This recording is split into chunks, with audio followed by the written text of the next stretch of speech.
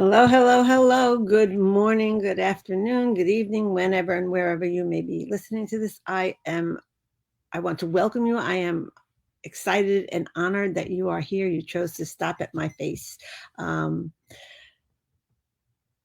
for those of you who don't know me, I'm Mary Kerwin, and I help parents change the patterns that are not working for them in their day to day into things that do that end the stress and indecision and doubt that comes along with parenting. So, sibling rivalry. What is it? What is it? What are the good, the bad, and the ugly? I say. So, uh, I've gotten a lot of things. How do you stop sibling rivalry? And here's the thing: some sibling rivalry is good as long as the argument gets resolved and the conflict doesn't become abusive. Sibling rivalry, competition, arguments, and even minor fights result in personal growth for your kids. Um, It can increase their self control when they're angry and frustrated. It can help to hone their emotional expression in a positive or in an acceptable, let's say, an acceptable way. Um, they can they can learn to calmly walk away or say something or instead of hitting and screaming. That's what and they can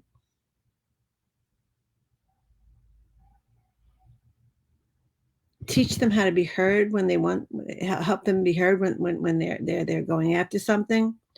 um it also teaches them the way of the world. It teaches them that they can't always get their way, and that life is not fair. That's not fair, they say, but it's true.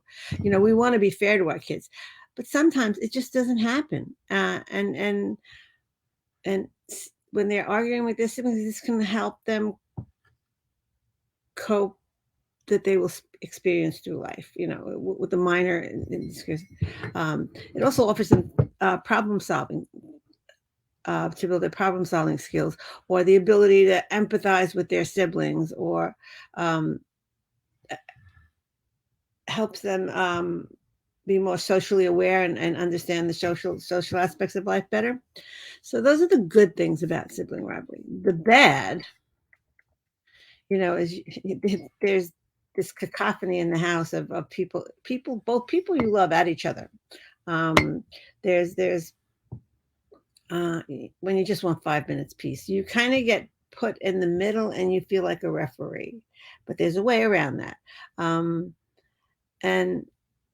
the ugly is when sibling rivalry gets ugly. It's the argument becomes abusive, or the argument becomes physical, or your kids are constantly in competition with each other for everything, for your attention, which is all and is normal, but for everything. Um,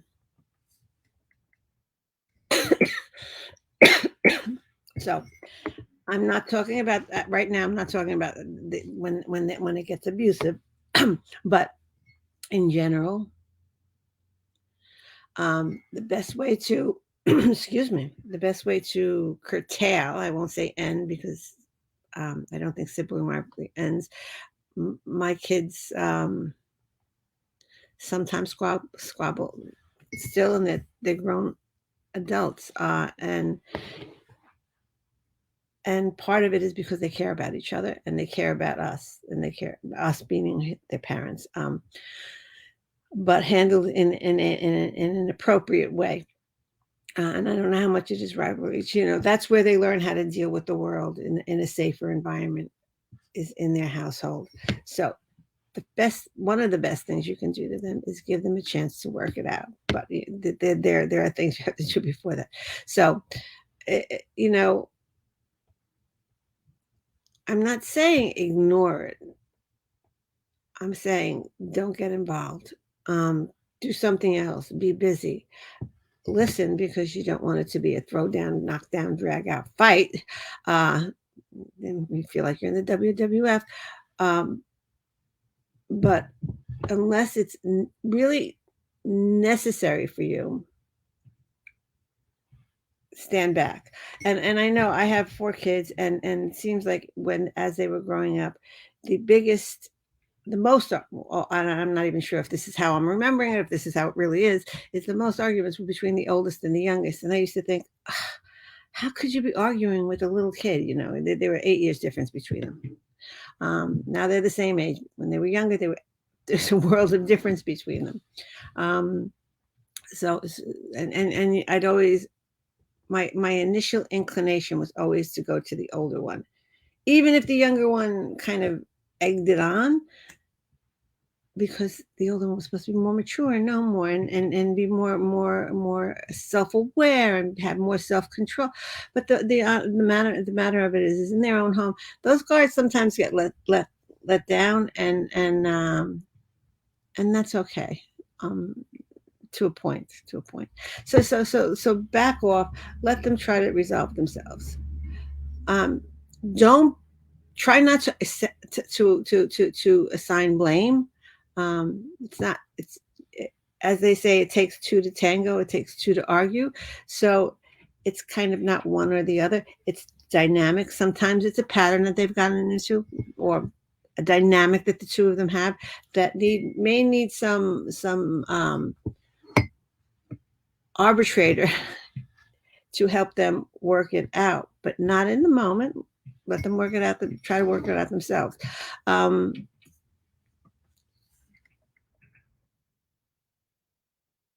so here's how to avoid it getting into the WWF, into the battlegrounds. So try not to assign blame. It takes two to tango.